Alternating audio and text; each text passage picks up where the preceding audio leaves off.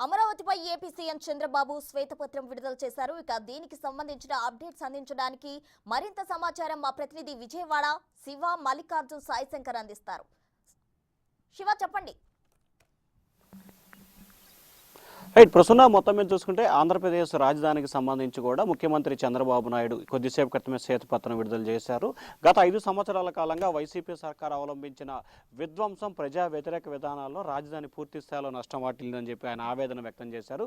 ప్రస్తుతం ఏదైతే 2000కి సంబంధించి కూడా చంద్రబాబు అలాగే ప్రధానమంత్రి 22/10/2015 నరేంద్ర మోడీ నేతృత్వంలో శంకుస్థాపన జరిగిన ప్రాంతంలో ప్రస్తుతం మనం ఉన్నాం. ఈ శంకుస్థాపన శిలాఫలాన్ని కూడా మనం చూసుకోవచ్చు. ఆ రోజు అంగరంగ వైభవంగా దేశ విదేశాల నుంచి అనేక మంది ఇక్కడికి వచ్చిన పరిస్థితి కూడా కనిపించింది.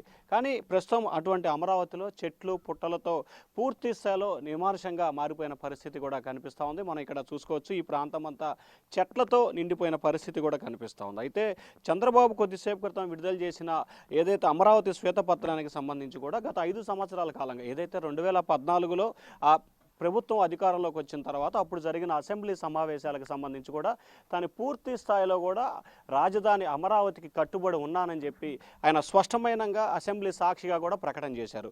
అలాగే భూములకు సంబంధించి ఇంకా భూములు కావాలి అని చెప్పి కూడా ఆయన ఆ రోజు చెప్పిన పరిస్థితి కనిపించింది. కానీ ప్రస్తుతం చంద్రబాబు ఏదైతే శ్వేతపత్రం విడుదల చేశారో జగన్మోహన్ రెడ్డి 2019లో తాను అమరావతికి అనుకూలంగా ఉన్నాను, అమరావతికి పూర్తి స్థాయిలో కట్టుబడి ఉన్నాను, అమరావతి విషయంలో ఎట్టి పరిస్థితుల్లో కూడా తాను వెనకడుగు వేసే ప్రసక్తే లేదు అని చెప్పి ఆయన చెప్పి 2019 ఎన్నికల్లో గెలుపొందాడు. కానీ అమరావతికి చంద్రబాబు చెప్పిన దాన్ని పోలి చేసుకుంటే కనుక జగన్ తీవ్ర స్థాయిలో అన్యాయాన్ని చేశారని చెప్పి కూడా చెప్పుకున్న పరిస్థితి కూడా కనిపిస్తూ ఉంది. సో ఏదైతే రాజధాని నిర్మాణం విషయంలో కానీ, రాజధాని విషయంలో కానీ, సీడ్ యాక్సిస్ రోడ్లు కానీ, లేకపోతే శంకుస్థాపన జరిగిన ప్రాంతం కానీ, మిగిలిన చోట అంతా కూడా పూర్తి స్థాయిలో పిచ్చి మొక్కలు చెట్లతో కూడా ఈ ప్రాంతం అంతా కూడా చెల్లా చెదురైన పరిస్థితి కనిపించింది. సో వీటన్నిటినీ మళ్ళీ తిరిగి పునఃప్రారంభించాలంటే దాదాపుగా 100 కోట్ల రూపాయలు ఖర్చు అవుతుందనేది చంద్రబాబు చెప్తున్న పరిస్థితి కనిపిస్తాం. దాదాపుగా రాజధానికి సంబంధించి ఏదైతే అనేకమైన గతంలో దాదాపుగా 22,000 కోట్ల రూపాయలకు సంబంధించి కొన్ని సందర్భాలు, అలాగే బిల్డింగులకి సంబంధించి, అలాగే ఉద్యోగులకి, అలాగే ఎన్జిఓలకి, ఐఏఎస్ ఐపీఎస్లకి, న్యాయమూర్తులకి, ఇట్లా అన్ని రకాల వారికి కూడా బిల్డింగ్స్ నిర్మించడం, రాజధాని నిర్మాణాన్ని చేపట్టారు.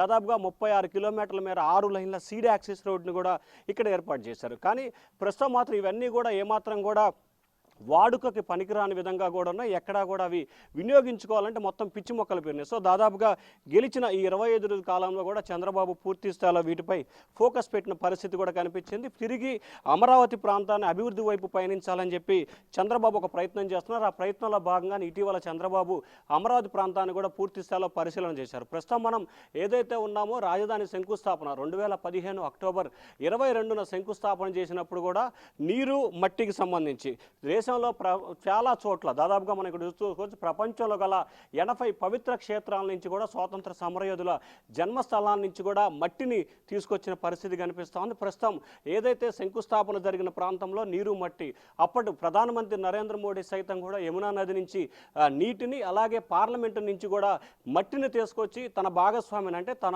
ఏదైతే ఉందో రాజధాని కోసం ఆంధ్రప్రదేశ్ ప్రజలు చేస్తున్న ఒక ప్రయత్నానికి మోడీ కూడా పూర్తి స్థాయిలో కూడా మద్దతు పలికి ఆయన నీటిని మట్టిని కూడా పార్లమెంట్ నుంచి, అలాగే యమునా నది నుంచి తీసుకురావడం జరిగింది. కానీ ప్రస్తుతం రాజధాని ప్రాంతం కూడా పూర్తి స్థాయిలో చెట్లతో నిండిపోయిన పరిస్థితి కనిపిస్తూ ఉంది. ఎటువైపు చూసినా కానీ పూర్తి స్థాయిలో చెట్లలు, ముళ్ళ కంపలు, చెదలతో నిండిపోతున్న పరిస్థితి కనిపిస్తూ ఉంది. కానీ ఎక్కడా కూడా రోడ్లు కానీ, గతంలో వేసిన రోడ్ల విషయంలో కానీ, లేకపోతే మిగిలిన కూడా ఎక్కడా కూడా కనిపిస్తున్న పరిస్థితి కనిపించలేదు.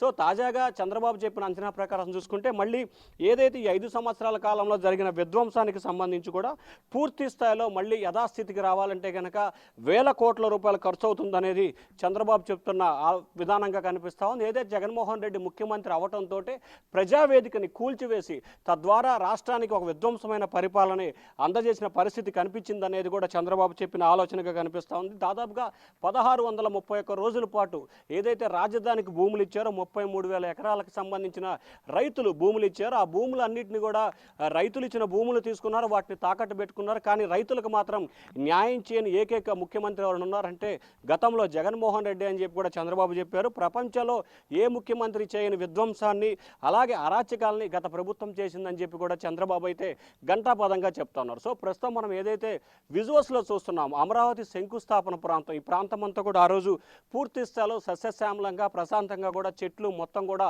తొలగించి రోడ్లన్నీ కూడా వేసిన పరిస్థితి.